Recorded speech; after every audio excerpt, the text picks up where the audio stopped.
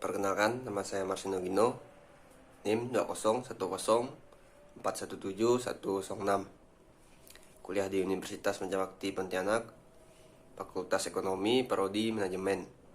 Di sini saya akan membuat video request jawaban tentang UTS metode penelitian. Soal yang pertama, yang bagian A, apakah saya aktif menonton video yang telah Bapak posting di Instagram? Saya aktif menonton video Bapak di Instagram. Adapun judul-judul yang telah saya tonton yaitu variabel penelitian, macam-macam variabel penelitian, menyusun cara-cara menyusun di bab 2. Saya ulangi, cara menyusun bab 2 dan menentukan variabel penelitian. Macam-macam variabel penelitian dan penjelasannya. Untuk yang bagian B, saya juga berkomentar di video yang telah Bapak posting di Instagram. Komentar dari video daripada 4 postingan metode penelitian di Instagram. Adapun video yang telah saya berikan komentar yaitu topik proses pengambilan keputusan, di mana konsumen sadar akan keperluan dan kebutuhan. Information search of research, pencarian informasi, penilaian dan pemilihan alternatif, keputusan untuk membeli, dan pembuangan produk. Selanjutnya ada perilaku konsumen, adalah semua kegiatan serta proses psikologis yang mendorong tindakan tersebut pada saat belum membeli, ketika membeli dan menghabiskan barang atau jasa setelah melakukan hal-hal di atas, yaitu evaluasi. Ada beberapa jenis konsumen, yaitu konsumen individu atau konsumen akhir dan konsumen organisasi.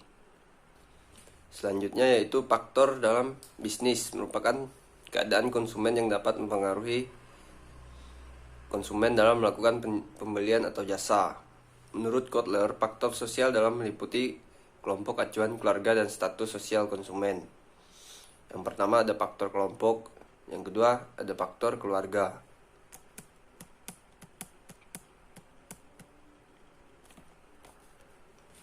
Yang selanjutnya, sikap memiliki 3 unsur. Yang pertama kognitif atau pengetahuan, kemudian efektif atau emosi, perasaan, kemudian konektif atau tindakan.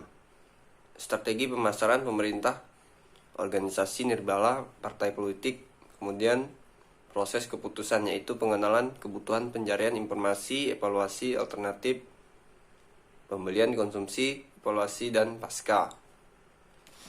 Kepercayaan sikap perilaku yaitu pembentukan sikap konsumen, kepercayaan, atribut produk, dan konsumen memiliki kepercayaan terhadap atribut suatu produk. Fungsi sikap atau lanjutan. Sikap berfungsi untuk menyatakan nilai-nilai gaya hidup dan identitas sosial dari seseorang. Sikap akan menggambarkan minat, hobi, kegiatan, dan opini dari seseorang konsumen. Keingintahuan adalah salah satu karakter konsumen yang penting. Selalu ingin tahu banyak hal, menyebabkan kebutuhan konsumen seringkali. Konsumen perlu tahu produksi terlebih dahulu sebelum ia menyukai pembelian produk tersebut. Untuk soal bagian C, manfaat apa saja yang saya peroleh dari menonton video yang telah Bapak posting di Instagram? Yaitu saya bisa mengetahui jenis-jenis variabel, cara menyusun bab 2, mengetahui macam-macam variabel,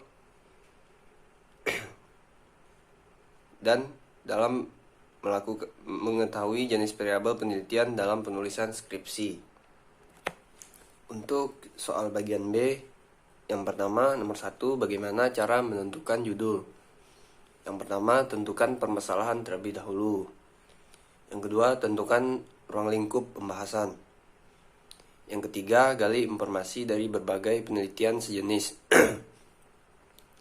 Yang keempat, buat judul dengan kata-kata sederhana, lugas namun spesifik, perbanyak referensi. Yang keenam, Pilih judul yang relevan dengan bidang keilmuan Anda. Yang ketujuh, jangan terlalu perfeksionis. Soal nomor 2 bagian B, apa yang dimaksud dengan latar belakang dan pentingnya permasalahan?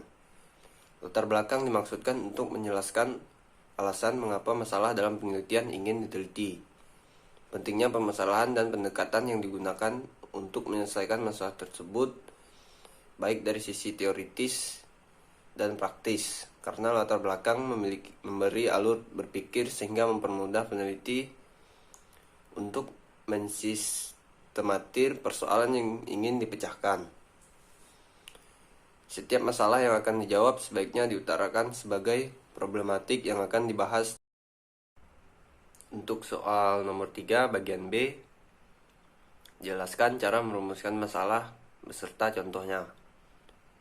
Menurut Andrew dan Hildelbert, rumusan masalah yang baik dibuat secara efektif dan memiliki karakteristik. Rumusan masalah yang baik mendukung hipotesis penelitian agar dapat dilakukan pengujian. Karakteristik yang terakhir adalah masalah yang diangkat harus relevan dan dapat dikelola. Cara membuat rumusan masalah yang selanjutnya adalah dengan menggunakan rumusan 5W plus 1H. Jika Anda mengalami kesulitan menentukan topik atau tema. Peneliti Anda bisa menerapkan 5W plus 1H. Caranya cukup membuat pertanyaan yang menarik sebanyak mungkin yang Anda minati. Soal yang terakhir, soal nomor 4 bagian B, jelaskan tentang teori tujuan dan manfaat penelitian.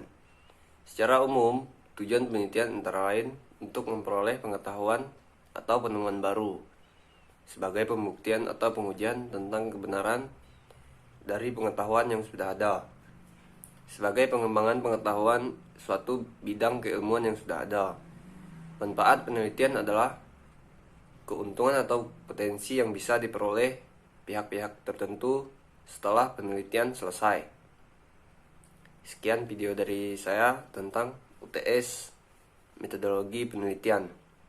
Jika masih ada yang kurang atau kata yang salah, saya mohon maaf. Sekian dan terima kasih.